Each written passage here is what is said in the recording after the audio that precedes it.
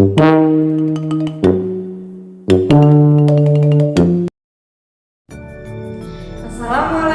warahmatullahi wabarakatuh. Bagaimana kabarnya hari ini? Sehat semua ya? Alhamdulillah. Coba dicek teman-temannya, di samping kanannya, di samping kirinya ada yang tidak hadir?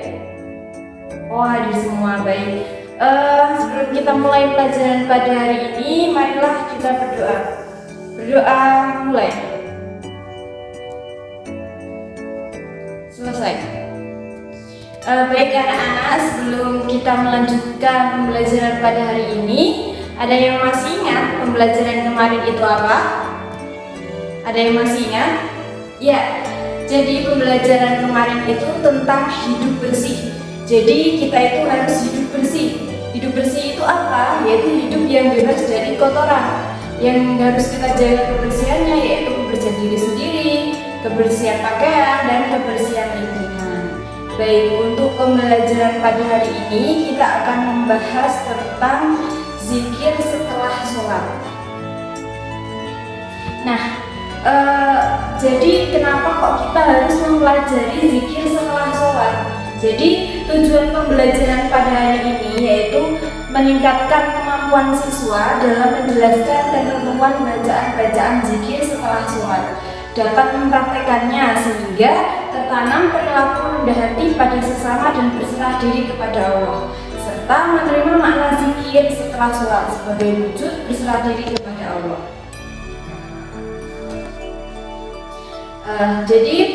Setelah sholat yang harus kita lakukan yaitu zikir setelah sholat. Ayo, siapa yang setelah sholat langsung lari? Gak ada ya. Jadi setelah sholat kita itu harus melaksanakan zikir. Nah, sebelum kita lanjutkan pembelajarannya, Bu Guru ada satu pantun. Dengarkan ya. Beli salak di pasar Tiban, mampir juga di kebun pepaya. Jika sholat telah didirikan, jangan lupa zikir dan doa. Nah, yang pertama kita akan membahas tentang pengertian zikir. Jadi, kata zikir menurut bahasa itu artinya ingat, sebutan atau pujian. Nah, zikir menurut syariat itu artinya mengingat Allah. Jadi tujuan berzikir yaitu mendekatkan diri kita kepada Allah. Zikir itu biasanya kita lakukan setelah sholat. Nah, apa aja yang termasuk lafal zikir? Yaitu lafal dari kalimat-kalimat thayyibah. Nah, mungkin ada yang belum tahu kalimat thayyibah itu apa? Jadi kalimat thayyibah itu ada 4. Yang pertama ada istighfar, tasbih, tahmid, dan tahlil. Istighfar itu apa? Ayo, ada yang tahu? Istighfar itu astagfirullahaladzim. Kemudian yang kedua tasbih. Tasbih itu bacaannya gimana? Subhanallah. Yang ketiga tahmid. Tahmid itu bacaannya alhamdulillahirabbil alamin. Kemudian yang keempat itu tahlil. La ilaha illallah. Nah, jadi lafal-lafal zikir setelah sholat itu ada beberapa tuntunan, ada beberapa yang harus kita baca. Yang pertama, kita itu membaca istighfar sebanyak 3 kali.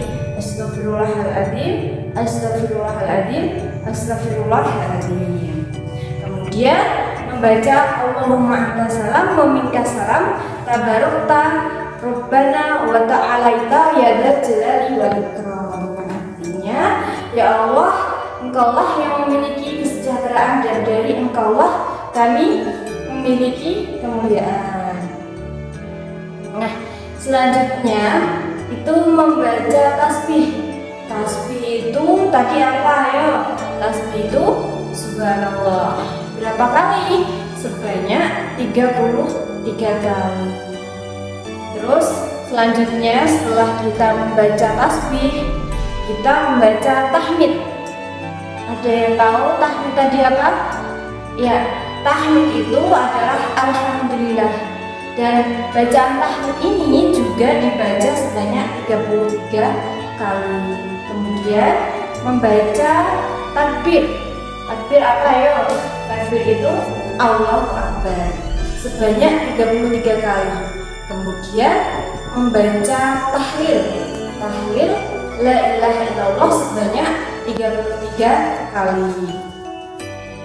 Kemudian dilengkapi dengan membaca la ilaha illallah wahdahu la syarikalah lahul mulku wa lahul hamdu yuhyi wa yumiitu wa huwa ala kulli syai'in qadir.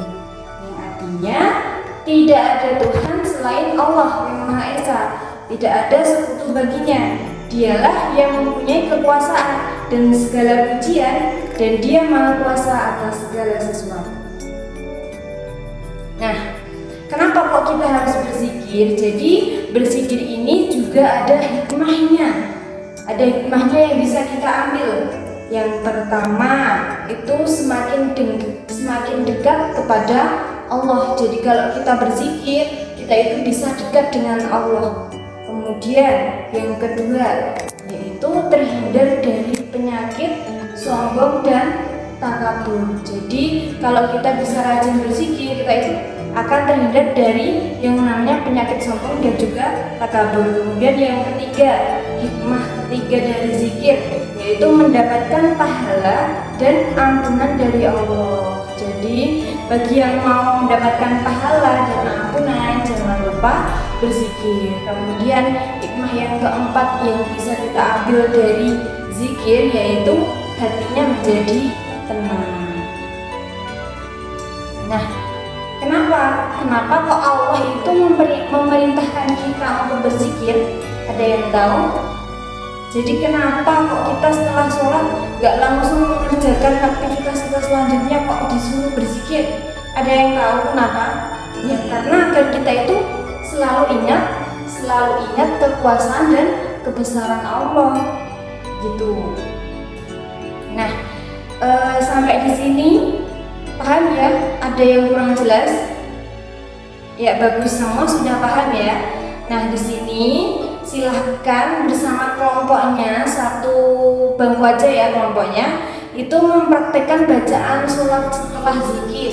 Jadi nanti kalian pelajari dulu bacaan-bacaan tadi yang sudah diajarkan, terus secara bergantian maju ke depan satu persatu ya bersama kelompoknya. Baik, guru tunggu selama 5 menit ya. Kalian mempersiapkan diri dan nanti maju satu-satu ke depan bersama kelompoknya.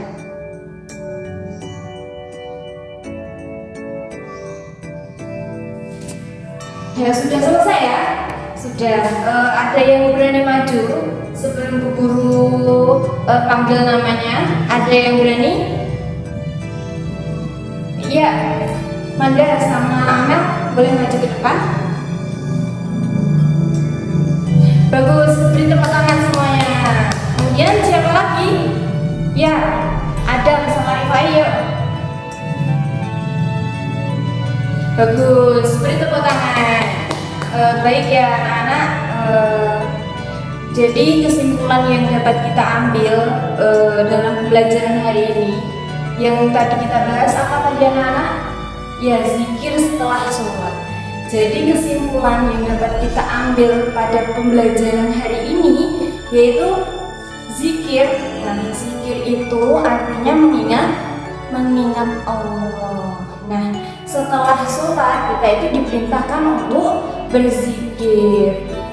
Zikir itu dengan kalimat apa? Dengan kalimat thayyibah. Nah, kalimat thayyibah tadi apa saja? Ada tasbih, ada tahmid, ada takbir dan juga tahlil. Baik. Untuk tugas di rumah silahkan kerjakan halaman 232. Baik, kita tutup pembelajaran pada hari ini dengan mengucapkan hamdalah bersama-sama. Alhamdulillahirabbil alamin. Marilah kita tutup dengan doa kafaratul majelis bersama-sama. Subhanakallahumma wa bihamdika asyhadu an la ilaha illa anta astaghfiruka wa atubu ilaik. Cukup sekian pembelajaran pada hari ini. Guru mohon maaf banyak kesalahannya. Kita tutup dengan alhamdulillah. Akhir kaliada, wassalamualaikum warahmatullahi wabarakatuh.